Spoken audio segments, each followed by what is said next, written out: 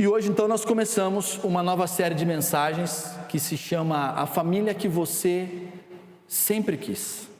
A família que você sempre quis. Eu comecei a estudar essa série já há alguns meses, algumas semanas já atrás.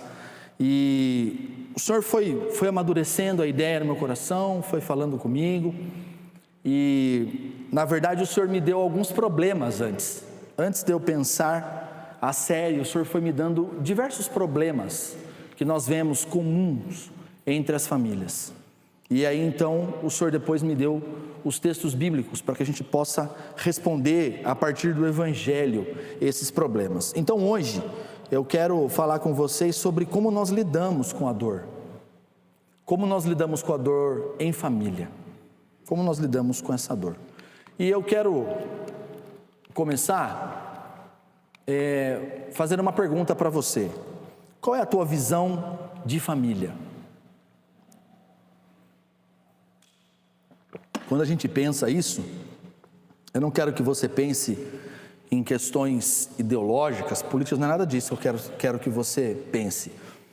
Eu quero que você pense qual é a tua visão de família.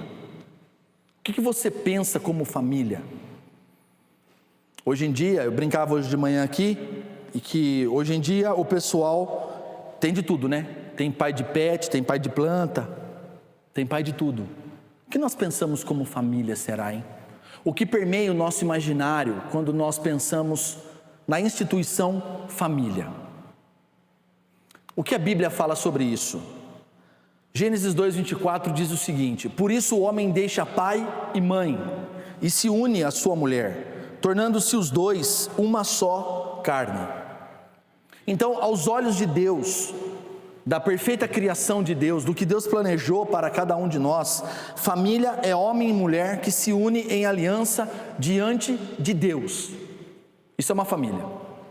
E que se tornam uma só carne, por meio do casamento, da relação íntima sexual, um só corpo nesse aspecto físico, um só nas suas emoções, em apoio e auxílio, um só em todas as coisas.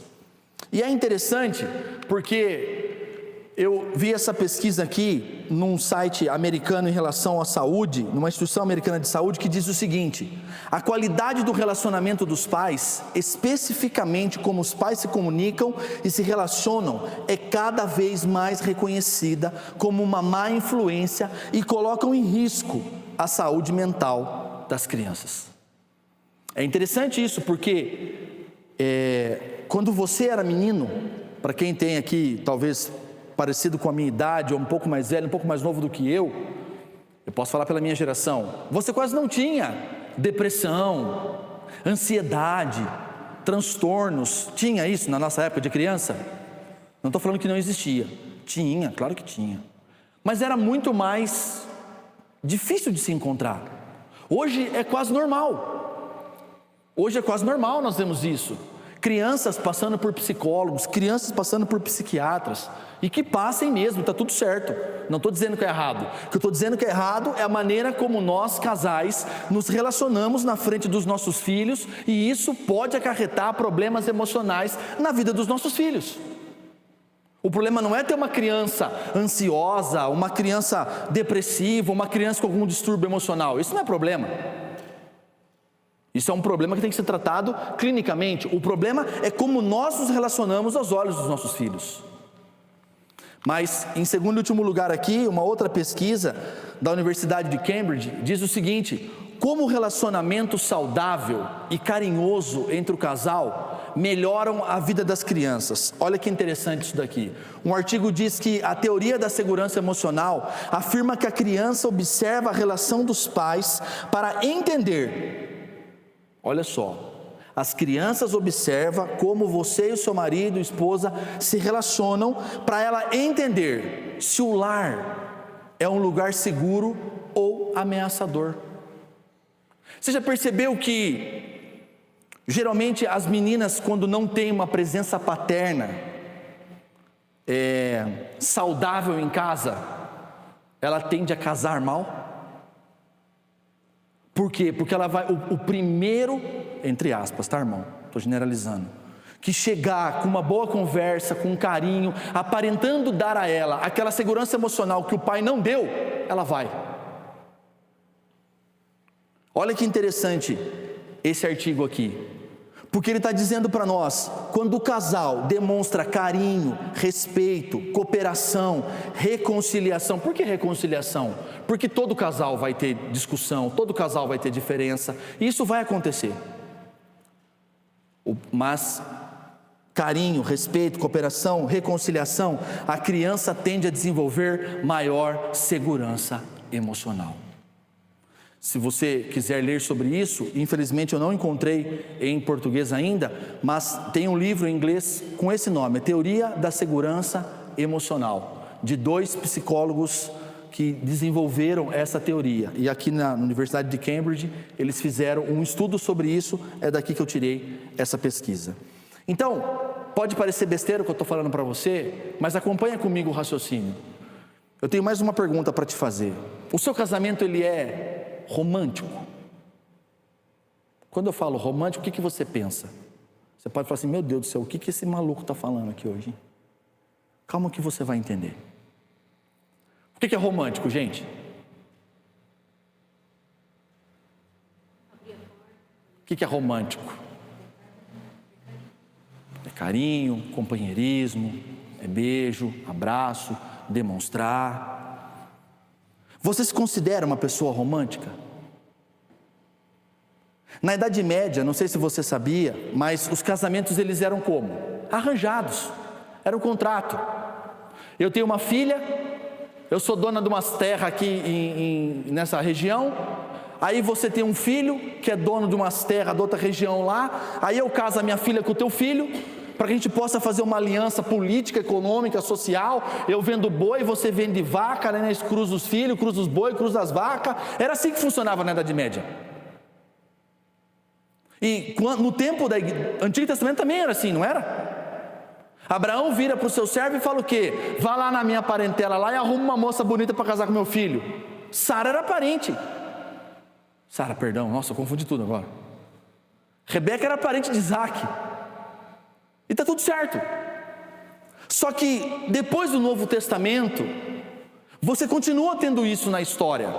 Se você ler a história da Idade Média, se você pega a história, por exemplo, dos reinados da França, que não era França, né? Espanha, Alemanha, você vai ver todos os príncipes casando filho com a filha do outro para poder fazer aliança política.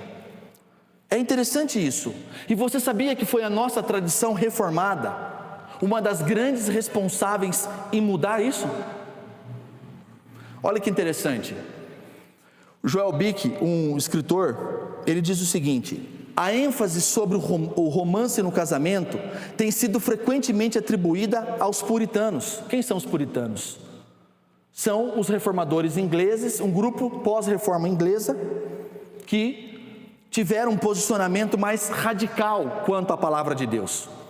O surgimento do casamento romântico e a sua validação pelos puritanos representam uma grande inovação na tradição cristã. Joel Bick continua dizendo, C.S. Lewis disse, a conversão desse amor cortês, aquele amor que na Idade Média era um amor assim, meu pai fez eu casar com esse cara, então é um amor cortês, um amor de obrigação. A conversão do amor cortês em um amor romântico e monogâmico, olha que interessante, foi em grande parte uma obra de poetas puritanos. O que o Joel Bick e o C.S. Lewis está dizendo aqui? Que os puritanos mudaram a mentalidade da igreja em parar de ter um casamento de contrato, um casamento de um respeito cortês, para ter um casamento de amor, vamos dizer assim, diante do Senhor. Mas a pergunta que eu tenho para fazer para você é: como nós mantemos tudo isso? Como nós mantemos o nosso relacionamento diante dos nossos filhos? Como nós mantemos o nosso relacionamento pensando na saúde emocional dos nossos filhos? Como nós mantemos a chama do amor, do casamento, o romance no casamento? Como nós mantemos tudo isso enquanto na vida real nós passamos por problemas, por lutas, por dificuldades, por diferença. Como nós lidamos com a dor em nossa família? Então essa é a grande pergunta. Como que eu e você lidamos com a dor em nossa família? Como manter esse ambiente então gostoso de um lar cristão em meio às dores da vida? E aí eu estou terminando a minha introdução aqui, mas muitos negam a dor hoje em dia. Você sabia disso ou não? Nós vivemos numa cultura em que as pessoas, elas negam a dor e o sofrimento. Esse cidadão que está postado aí na tua tela se chama Marco Aurélio. Quem é Marco Aurélio, Caio? Bom, Marco Aurélio foi um imperador romano entre 161 a 180 depois de Cristo. Ele foi conhecido como imperador filósofo. Ele é o pai, ou pelo menos não o pai, mas o responsável em propagar uma filosofia que hoje está muito presente dentro das nossas casas, chamada estoicismo. É a negação da dor. O que é a negação da dor? Olha que interessante isso. Mesmo quando se deparasse com eventos trágicos, a morte, por exemplo, de um ente querido, o estoico deveria permanecer impassível. O estoico não deveria sofrer. Está me dizendo? Está entendendo o que eu estou dizendo? Ele tinha que negar a dor, porque se você se misturasse com o luto, você perderia a razão das coisas. Então você tem que negar a dor. Pode parecer absurdo, mas está no nosso meio hoje. Está no nosso meio hoje, não está? As pessoas, elas estão crendo nas filosofias. Olha que interessante, ele diz o seguinte: nossa atitude em relação ao que acontece está dentro do limite do nosso controle, ainda que o que aconteça não esteja. O que está acontecendo aqui? Eu vou traduzir para você, porque isso aqui é filosofia, é chato. Mas você já ouviu aquela frase assim, ó: o que acontece comigo eu não controlo, mas como eu reajo diante das situações, isso eu controlo. Já ouviu isso? Isso é estoicismo. Então é assim, acontece uma coisa horrível com você, você fala assim: não, está tudo bem, o que acontece comigo eu não controlo, mas o que eu penso e como eu vou reagir aqui eu controlo. Espera um pouquinho, será que esse pensamento ele é cristão? Não, não é, é grego, é estoico. E eu vou te mostrar isso na palavra daqui a pouco. E olha que interessante então, a ideia de que somos responsáveis pelo que sentimos e pensamos é central no estoicismo. Mas isso é verdade? Você escolhe o que você sente, sim ou não? Não. Quantas vezes você não quer chorar e você chora? Hã? Quantas vezes você não quer ficar com raiva, mas você fica? E aí, por fim, aqui, os estoicos pensavam que aquilo que sentimos a respeito de uma situação ou evento é uma questão de escolha, sou eu que escolho. As emoções simplesmente não acontecem conosco. Não temos de nos sentir triste quando algo que queremos dá errado.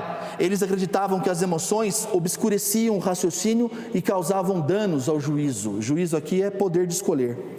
Não deveríamos só controlá-las, mas sempre que possível eliminar as emoções por completo.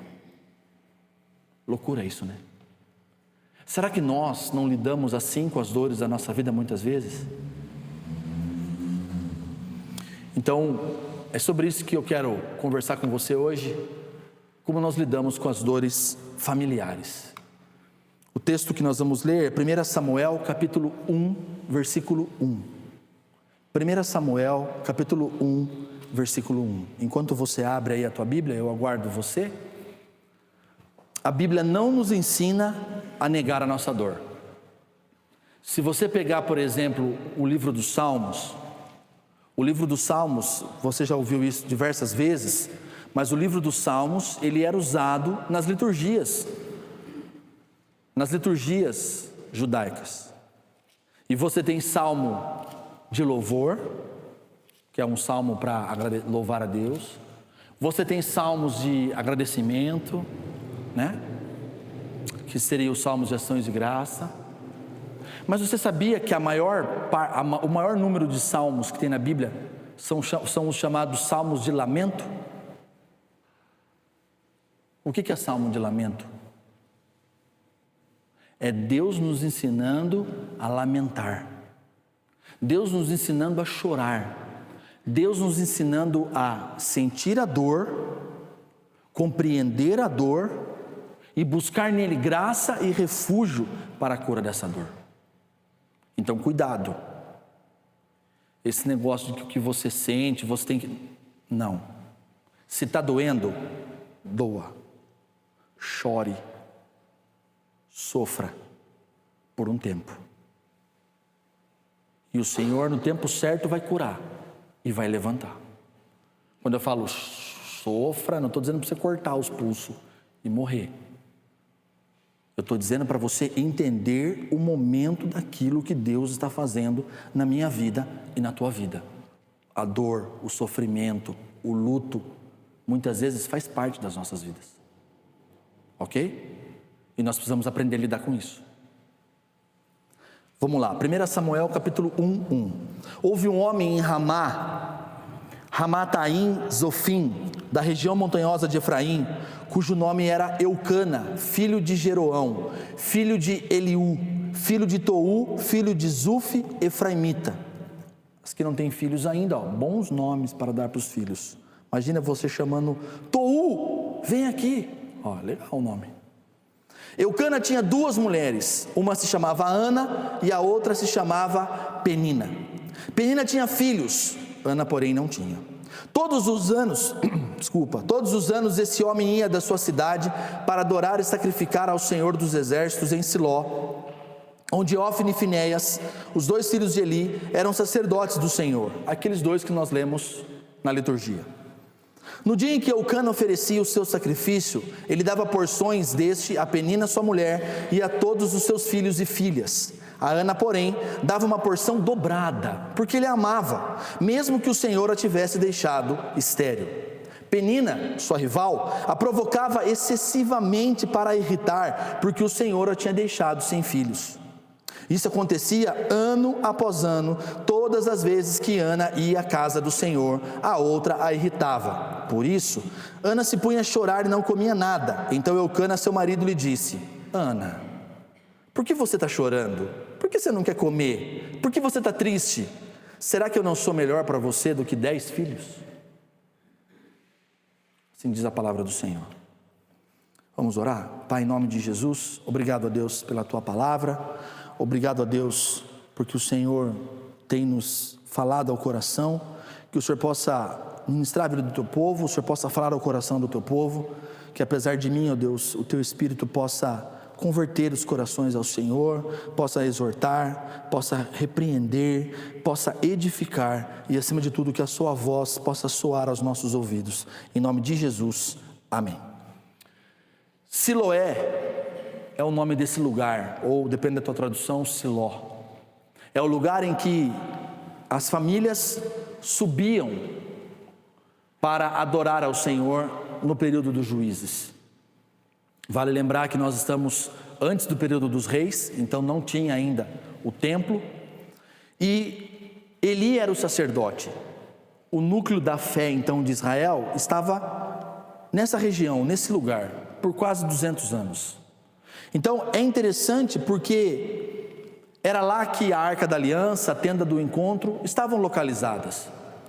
O relato diz que a família de Eucana, então você tem aqui uma família, é um núcleo familiar. Eles saíam da sua cidade, eles andavam 20 milhas de distância em uma peregrinação para ir adorar ao Senhor. Só que, deixa eu abrir um parênteses aqui, porque durante todo o mês de maio nós vamos falar sobre essa família, e você deve ter percebido que essa família ela é diferente. Você tem Eucana, que é o pai, o homem da família. Você tem Ana, que é a sua primeira esposa, a qual não pôde lhe dar filhos, e então ele se casa com uma segunda esposa, a Penina, para que ele pudesse ter filhos. Vale destacar aqui, como nós lemos em Gênesis 2:24, o texto diz: o homem deixará seu pai e sua mãe e se unirá à sua mulher. A poligamia nunca foi um propósito de Deus. A poligamia surge como um problema pós-queda.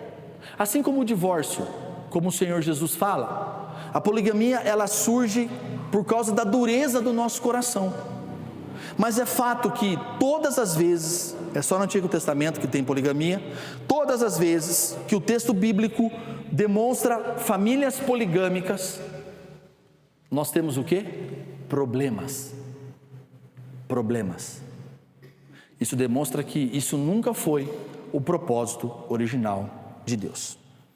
Então, eu quero responder hoje uma pergunta apenas para vocês: como nós lidamos com a dor dentro da nossa casa? Então, a primeira personagem que eu quero falar para vocês aqui é Penina.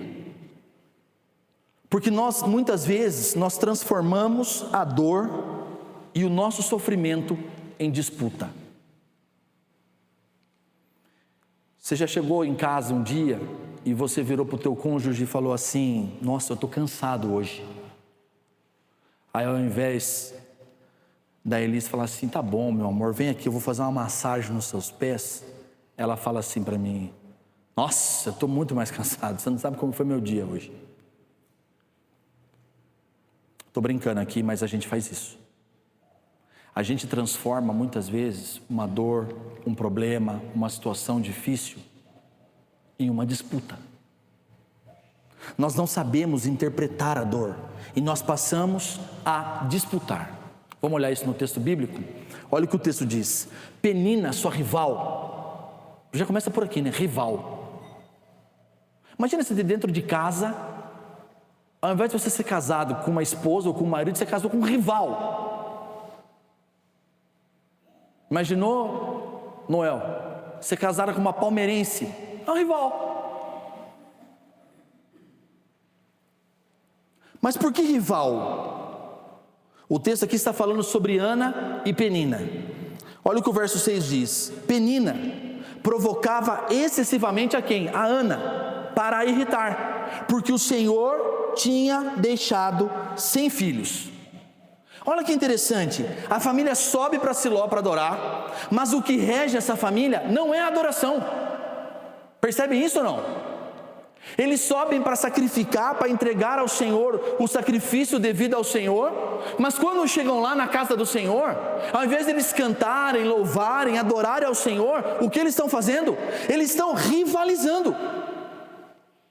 É a dor e a provocação que é o cerne dessa família. Não é a adoração ao Senhor, é a briga. Penina deveria aproveitar aquele momento de adoração e agradecer a Deus por hoje ser dia, que dia é hoje? 10 de maio, e falar assim: olha, hoje é dia das mães, eu sou mãe. Ao invés de Penina vir para a igreja no dia das mães, não, Penina ficava irritando a Ana, porque ela tinha filhos e a outra não. Olha que legal, olha que interessante isso. Ela usa de uma dor presente dentro do lar para ferir o outro. Estão me entendendo? Estão me entendendo ou não? A pergunta para mim e para você é: quantas vezes eu e você fazemos a mesma coisa dentro da nossa casa? Quantas vezes nós usamos da dor para ferir o outro, ou para disputar? A minha dor é maior que a sua, o meu cansaço é maior que o seu, eu ganho mais, ou eu ganho menos, ou eu não sei o quê, e nós ficamos disputando dentro de casa. O texto parece mostrar que Eucana tinha casado com Penina, só porque ele tentou ter filhos com Ana, e ele percebeu que Ana não dava filhos para ele. Porque o texto deixa claro para mim e para você que ele amava quem? Quem ele amava? Ana. Mas eu quero fazer um exercício com você aqui. Se coloca no lugar de Penina por um momento. A gente adora falar mal da coitada, né? Mas se põe no lugar dela. Ela é uma moça como todas as outras, talvez como vocês aqui mulheres. O grande sonho de quase todas as mulheres que você conversa, quando meninas, qual é? Casar com um príncipe encantado de um cavalo branco, não é? O problema, Valéria, é que o tempo passou e o príncipe ficou com o cabelo branco. problema é o seu, que não vai ter cabelo branco, que está caindo tudo.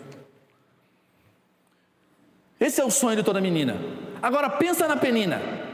De repente alguém bate na sua porta, conversa com o teu pai provavelmente, e o cara fala assim: olha, eu sou casado já, eu tenho uma minha mulher, é a Ana, eu sou apaixonado por ela, a gente estudou junto no colégio desde criança, mas o problema é que ela não me dá filha, não me dá filhos.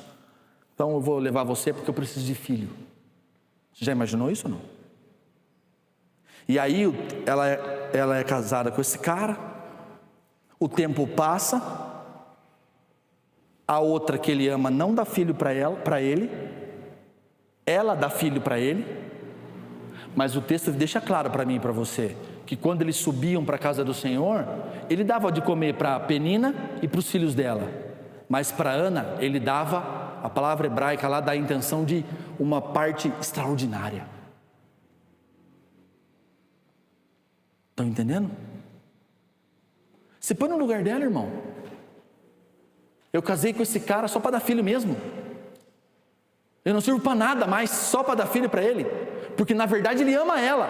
É por isso que ele irritava ela. É por isso que ela irritava a Ana. Então, olha que interessante. Penina revela um coração que precisa inferiorizar a outra pessoa para ela se provar a si mesmo. Só que olha só, o sentimento daquela mulher era o sentimento de uma mulher que se sentia útil apenas para fazer algo para o seu marido. Quantas vezes esse sentimento está no coração da nossa esposa? Será que o nosso casamento não tem esse sentimento apenas de utilidade? Está vendo porque eu comecei perguntando sobre amor romântico? Porque casamento é muito mais do que utilidade. Hoje de manhã na IBD aqui, eu falei uma frase que depois eu fui embora pensando nela. Às vezes eu falo umas besteiras, depois eu fico pensando nas besteiras que eu falo. Besteira no bom sentido. Porque eu falei para eles assim: foi Deus que colocou você e o seu marido junto. E se você e o seu marido estão juntos, e você está servindo ao Senhor, Deus tem algo para fazer por meio do teu casamento. E sabe como eu terminei essa frase? Porque até agora ela é bonitinha, né? Mas o pior é pior. O pior agora vai ser bem pior. Deus vai cobrar isso de vocês.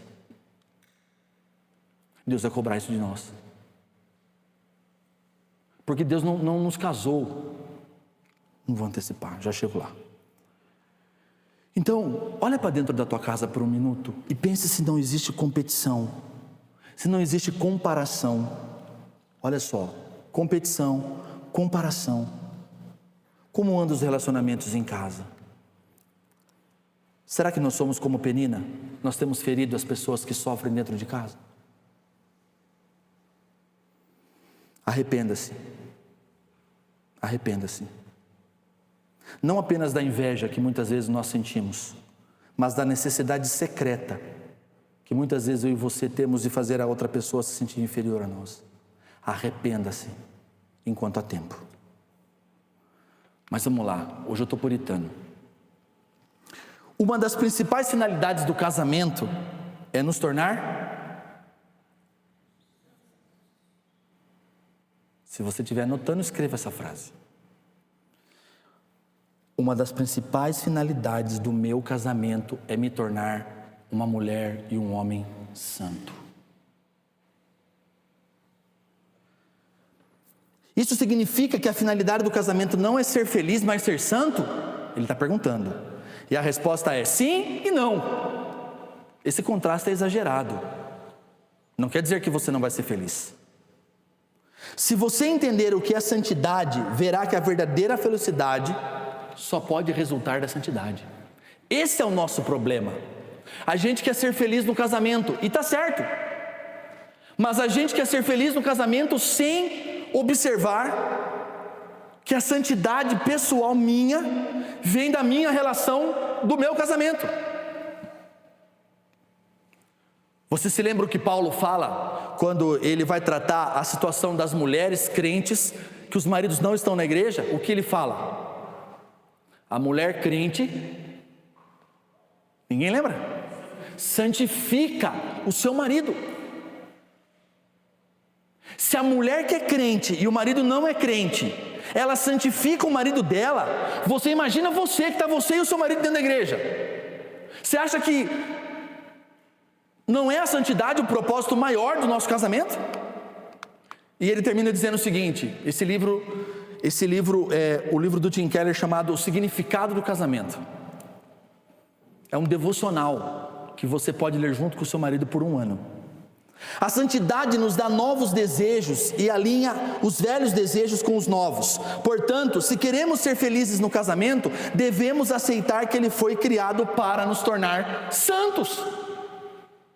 Por que você acha que você casou com mala? Por que você acha, moça bonita? Porque Deus, Ele nos coloca mesmo em situações que ou eu mudo, ou eu arrebento com tudo. Estão me entendendo ou não? Porque se eu for fazer as coisas do meu jeito, eu arrebento a minha família, eu arrebento o meu casamento, eu arrebento o meu filho, eu arrebento com tudo. Então eu preciso mudar todos os dias, meus irmãos. Se eu, Caio, não mudar todos os dias, o meu casamento acaba, e o seu também. Se você não se esforçar, se você não abrir mão, se você não perdoar, se você não for como Jesus, perdoar primeiro, falar primeiro, abrir mão primeiro. Não, eu sou geniosa. Então continua geniosa.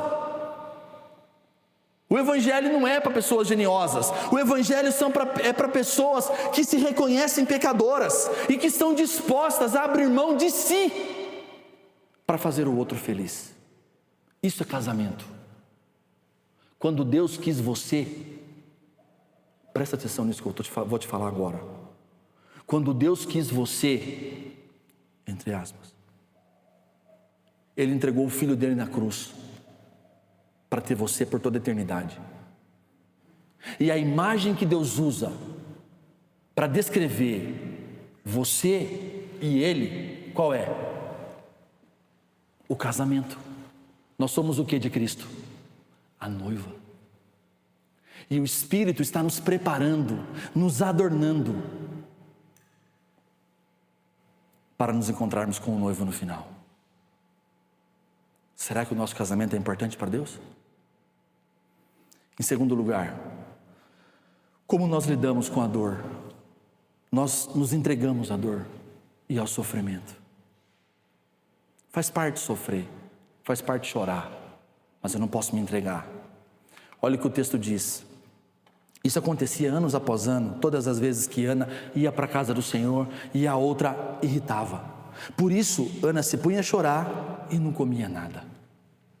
Será que nós somos como Ana? Será que nós nos entregamos para a dor assim? O versículo começa com aquela expressão ali, ó. Isso acontecia. Isso o quê? O que estava no 6? Que Penina irritava. Ana não chorava porque não tinha filho. Ana chorava porque Penina irritava.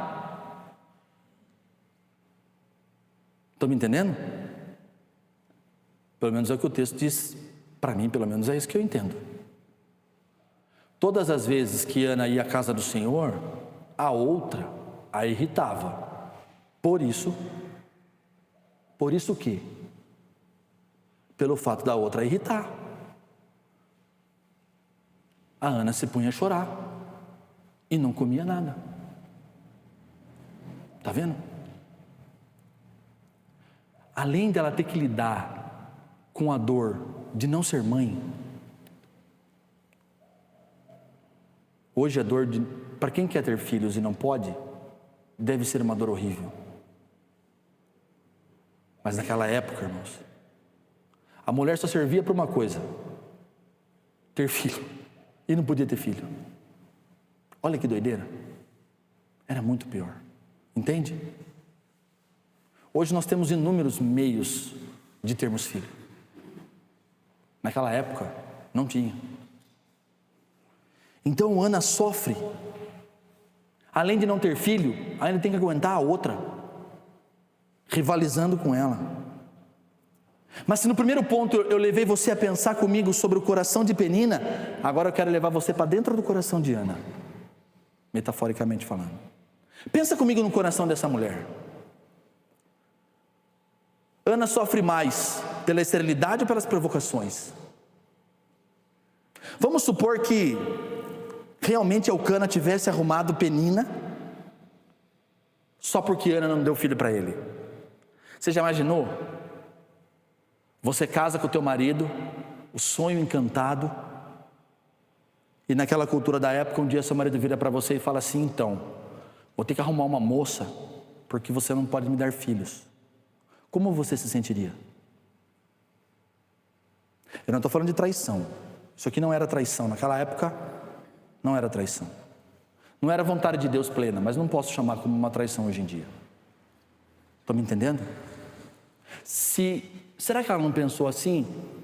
A minha incapacidade de gerar jogou o meu marido nos braços de outra. Será que não? Faz sentido isso para você? Imagina a dor do coração dessa mulher, irmãos. Imagina o sentimento dela. Como Ana lida com essas dores? O texto diz que Ana chora e não comia nada. Ana representa aquelas pessoas que, mesmo morando com a família, presta atenção nisso, por favor. Ana representa aquelas pessoas que, mesmo morando em família, se sentem sozinhas. Entende isso? Mesmo rodeado por pessoas, Ana estava completamente sozinha.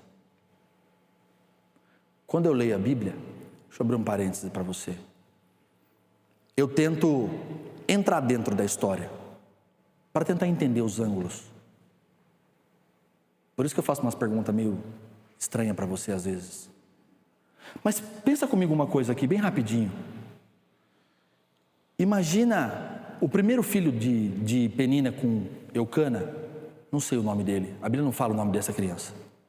Vamos supor que se chamasse Zezinho. Vai que eles eram mineiros, né, João? Seria Zezinho. Imagina a Ana, está lá na tenda, daqui a pouco ela escuta uma euforia. Vocês mulheres aqui, você se lembra quando o teu primeiro filho, para quem tem mais que um, ele andou pela primeira vez? Quem se lembra? Se lembra? Se lembra? Se lembra? Se lembra? Se lembra, Eliette? Lembra, irmã? Lembra? Agora você imagina a Ana com dor da situação toda. De repente ela ouve um alvoroço. Quando ela vai ver, é o marido dela, assim para o bebê da outra, olhando andar pela primeira vez. Você imagina o coração dessa mulher. Eu moro numa casa cheia de gente, de crianças que não são minhas, e eu me sinto completamente sozinha. Isso acontece mais do que a gente pensa hoje em dia, sabia? De nós nos sentirmos sozinhos dentro de casa. Mas eu tenho uma segunda pergunta dentro desse ponto ainda, eu vou para o último já. Como você lida com a dor ou com o sofrimento do teu cônjuge? Como você lida com a dor dele ou com a dor dela? Ou com a dor dos teus filhos? Como você lida com o sofrimento das pessoas que moram com você ou dos seus filhos, do seu marido, seja de quem for? Será que o nosso cônjuge, nosso filho, não se sente sozinho, mesmo dormindo do nosso lado? E pior ainda, será que o meu cônjuge pensa que eu só me lembro dele ou dela quando eu preciso de alguma coisa? Será que nós não lidamos assim? E aí, olha o que o Keller diz mais uma vez. A outra maneira pela qual o amor se aprofunda, aí que está o problema. Deus quer que o amor de vocês se aprofunde. Aqui, deixa eu fazer um exercício bem rapidinho. Os que são casados mais novos, como eu, por exemplo, que não tenho o mesmo que muitos de vocês, 40, 30, 40, 50 anos de casado aqui, tenho menos que vocês, porque é quase a minha idade. Vocês precisam entender isso daqui, ler isso que nós vamos ler agora juntos aqui. Você vai ler assim: por que eu sofri tanto no meu casamento, hein? Por que eu sofri? Eu não estou falando sofrer só na relação, mas momentos difíceis que passaram. Enfermidade de desemprego, problemas, situações. Por que eu sofri tanto, será? Nós vamos ler aqui, eu espero que isso aqui te responda um pouco. Para os mais novos, que você guarde isso aqui no teu coração, porque o seu casamento vai passar por momentos difíceis. E quando passar, se lembre disso. Eu não estou falando o casamento de separação, não é isso. Vocês como casal vão passar por situações difíceis. Às vezes financeira, luto, problemas que todo mundo passa. Entenderam a perspectiva? Vamos ler então, acompanha comigo. A outra maneira pela qual o amor de vocês se aprofundam com o tempo é pelo sofrimento. Porque o sofrimento é inevitável. O seu casamento deve absorver esse sofrimento, esse choque. Geralmente leva tempo e muitas conversas dolorosas para descobrir como apoiar melhor o seu cônjuge nesses momentos. Mas se vocês se esforçarem para caminhar juntos ao longo desses tempos difíceis, vocês ficarão surpresos com quanto eles unirão vocês em um grau de união impossível de alcançar de outra maneira. Esse é o problema nosso. A gente acha que é só namorar que vai melhorar. Não, o sofrimento faz parte. E olha o que o Keller diz para mim e para você: às vezes Deus usa o sofrimento da vida para unir mais os casamentos.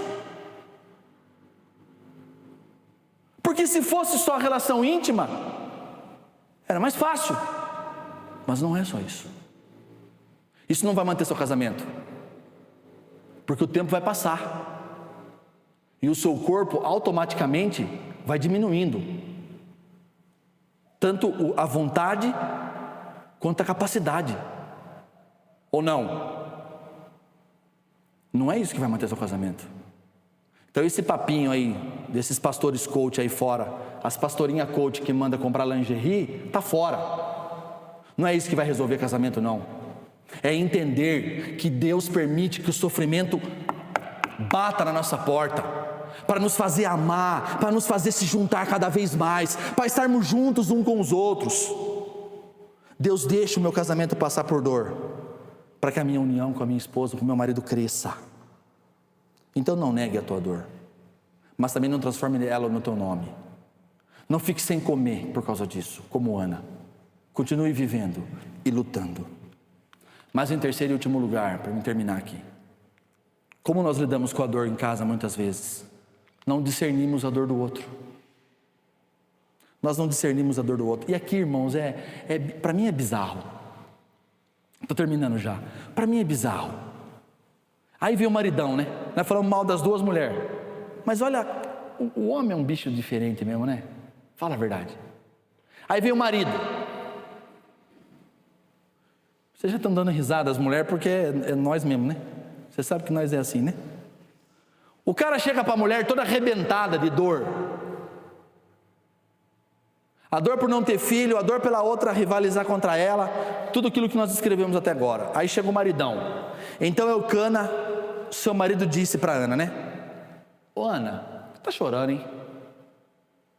Cara, você não sabe? É sério que você não sabe que sua mulher está chorando?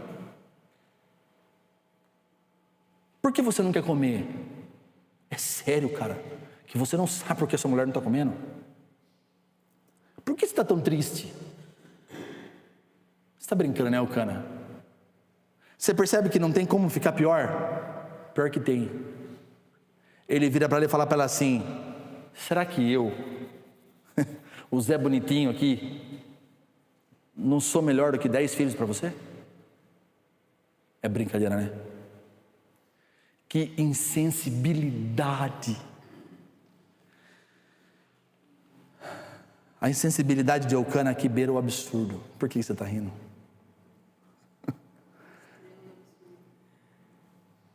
Ao invés de consolar a esposa, chorar com ela, ele fere mais ela ainda com as suas palavras. E ainda fala para ela assim: ué, por que você quer filho, cara? Posso fazer uma piada? É como se ele falasse para ela assim: olha o bombom que eu sou. Que absurdo! Por que você está chorando? Por que você não quer comer? Aqui está a falha dele. E a nossa falha muitas vezes. Eucana não participa da dor dela. Ele acha que as coisas que ele dá para ela são suficientes. Agora somos nós, irmãos. Fala a verdade, vai. Todos nós homens muitas vezes pensamos isso. Que o que nós damos é suficiente. Até para os nossos filhos nós fazemos isso, não é? Você sabia que hoje em dia é comum os pais fazerem isso? Eles compram coisas para os filhos para não terem que se dar aos filhos.